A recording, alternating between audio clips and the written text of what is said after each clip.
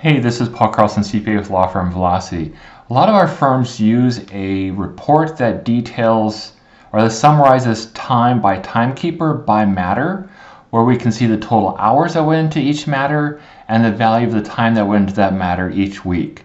It's just a good tool to understand what everyone did last week and just to get a gauge on production.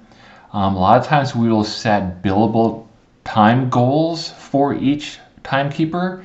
So the associate attorney is going to have a goal where they need to have $8,000 of billable time every week, and this report allows us to measure their goal versus what they actually produced. These numbers will usually be reported into a scorecard so management can quickly see how everyone's doing.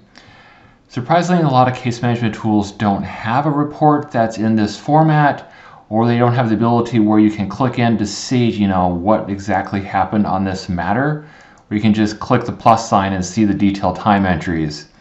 This is nice. You can click in and see the detail that otherwise this turns into like a 300-page report. So to make this report from Cosmolex, first step, you log into Cosmolex. I'm on the activities and time and expense. So we want to undo the filters at the top because we want to see all time entries for the week.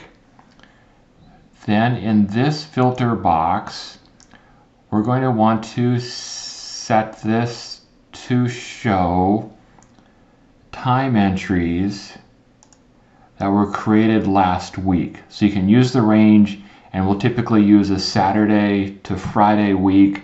The expectation everyone has their time in by close of business on Friday, and we're running this report the following week. And so that would filter the time for the period in question. And then what we need to do is push this data into Excel so we can format the data. So do the export. We need to change the export format to CSV, and it's a custom report, because if you leave it export current page, you're just going to get one page of data. If you do custom export and you leave it page 1 to page 1, it's only going to export the first page of data. That you need to go into this option and select the last option. So if the report is 6 pages long, you want it to push page 1 through page 6 into that CSV. So I have my sample data over here. So when it comes out, it looks something like this. So we need to move a few things around and do some formatting. So we want this to be sorted or arranged by timekeeper. So to move columns in Excel, you click it, you highlight the cell, get your arrows here, drag it over. So we want timekeeper, we want matter, we want date, and we want time or quantity, and then we want the value of that entry. Do some cleaning here. Timekeeper is good. Matter, we don't want to make too big. So the date includes the time, so we're going to change the date format to short date. And we're good there. I usually hide these columns because we don't need to see the tax details. We have this row here that's too tall. So I will select in the corner, select all the rows, and then I will just pick one row and make it a little taller. And that forces everything to be the same height. The next step is to sort this. So go data, sort, and we want to sort this by timekeeper, and by matter, and then by date. All right, so now we have everything sorted. So why we need to sort this is we're going to use a subtotal tool that's driven based on changes in these columns. So we go through subtotal. It's best if you unselect the whole sheet and just highlight what you want to subtotal. Go subtotal. So what this says is at each change in timekeeper, we want to sum. We don't want status. We want a sum of the time and the value. Okay, so at this point we have subtotals by each timekeeper, and now we need to add a nested sum so we can get subtotals by matter. We just click subtotal again. This time we say at change in matter. we want to use sum of time and value.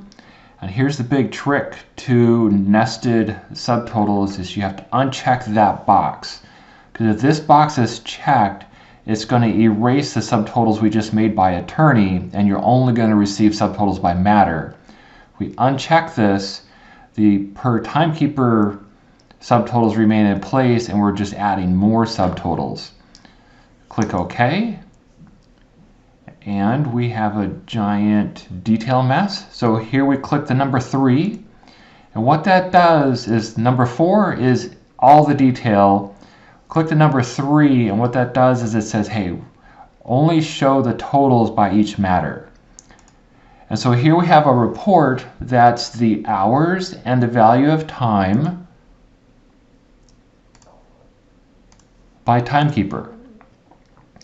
At this point, you want to do a little bit of a check that any internal or overhead matters should not have a value by their time. So here we have an internal marketing matter that we have $4,400 of time.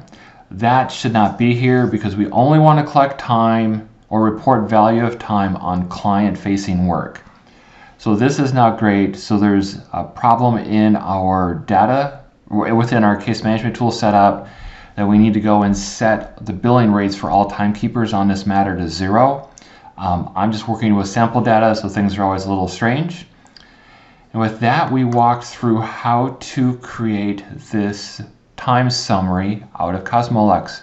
And it looks like I've successfully finished this before the vacuum cleaner is turned on. Thanks. Bye-bye.